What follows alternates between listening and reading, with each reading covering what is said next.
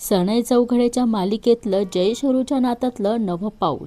आता एकमेकांशी नाही तर एकमेकांसाठी भांडायचं.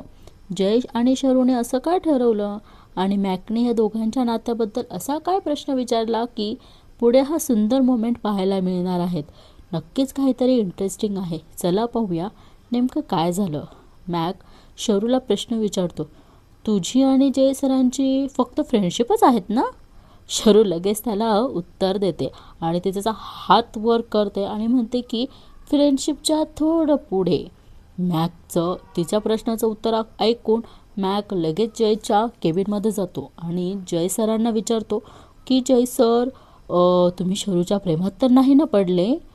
लगेच जय मॅकचा हात थोडासा खाली करत म्हणतो की प्रेमाच्या थोडं मागे. मॅक लगेच म्हणतो, म्हणजे आता तुम्ही दोघं मधल्यामध्ये नुसते भांडतच राहणार का? जय लगेच त्याला म्हणतो, चुप रे.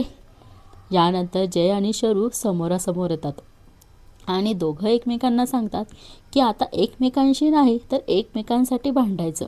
खरं पाहता ह्या एका वाक्यात जय आणि शरूच्या नात्यात झालेला बदल दिसून येतो.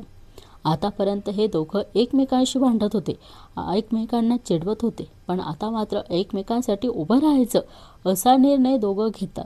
यानंतर जय आणि शरू एकमेकांशी हँडशेक करतात आणि अगदी त्या क्षणी स्वामींची मूर्ती दिसते. पार्श्वभूमीत आवाज येतो, पाऊल पुढे पडलंय, जमलंय.